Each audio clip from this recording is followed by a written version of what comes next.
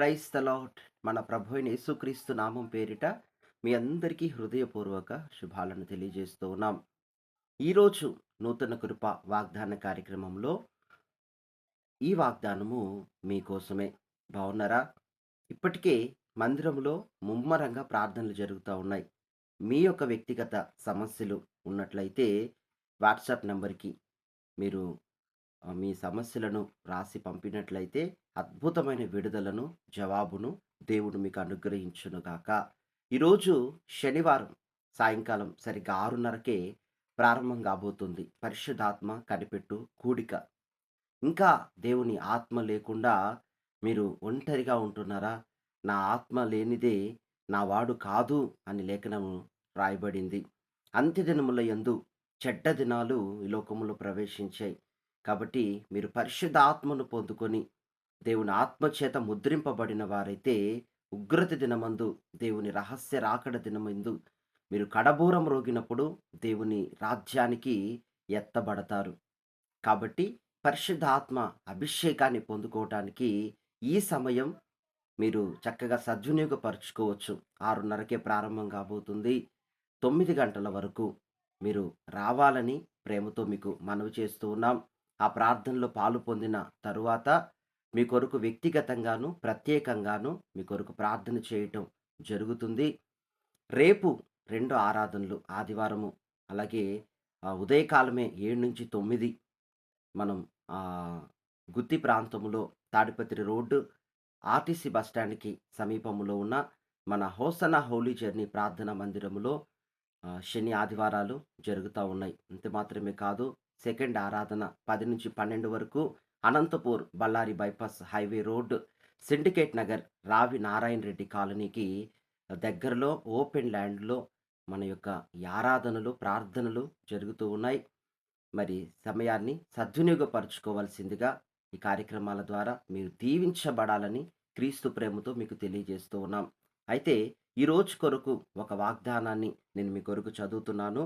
4వ కీర్తన 7వ వచనాన్ని మనం చూస్తున్నట్లయితే, వారి ధాన్య ద్రాక్షారసములు విస్తరించిన నాటి సంతోషము కంటే అధికమైన సంతోషము నీవు నా హృదయములో పుట్టించితివి. అవును ప్రియ సహోదర, సహోదరి, నాటి సంతోషము కంటే దాన ధాన్య ద్రాక్షారసములు అని రాయబడింది. అంటే ఇది సంతోషానికి సూచనగా ఉంది. చూడండి, మీకెవరైనా కాల్ చేసి లేదా ఒక సర్ప్రైజ్‌గా ఒక శుభవార్త, ఇది నీకు శుభవార్త అని చెప్పినప్పుడు ఎంత ఎక్సైట్‌గా ఫీల్ అవుతారో, ఎంత ఎదురు చూస్తామో కదా! ఎంతగానో లోలోపలే మనసంతా చాలా సంతోషంగా ఉంటది. ఆ శుభవార్త వినే వరకు, విన్న తర్వాత కూడా సంతోషం కలుగుతది. అంతేగాకుండా మీరెన్నో సంవత్సరాలు చదువుతూ, ఇంటర్వ్యూస్‌కి అటెండ్ అయిపోయి, ఎగ్జామ్స్ రాస్తూ, సడెన్‌గా మీకొక గవర్నమెంట్ జాబ్ ఆఫర్ వచ్చిందనుకోండి. మీ అడ్రెస్‌కి మీకు అది పోస్ట్ ద్వారా వచ్చినప్పుడు కాల్ లెటర్ ఎంతగానో సంతోషిస్తారు కదండీ!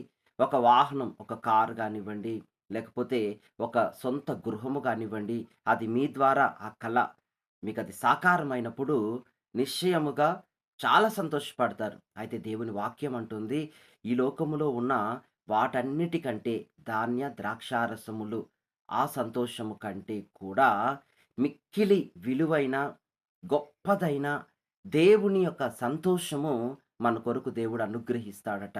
ఆ సంతోషము మీరు పొందాలని దేవుడి వాగ్దానాన్ని మనకు తెలియజేస్తా ఉన్నాడు.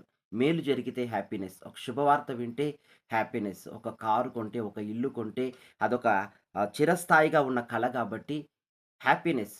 ఆత్మీయంగా మీరు ప్రార్థనలో, వాక్యములో, ఉపదేశములో, ఉపవాసములో ఎదిగితే, వర్ధిల్లితే అదొక హ్యాపీనెస్ ఆత్మ సంబంధంగా కదా!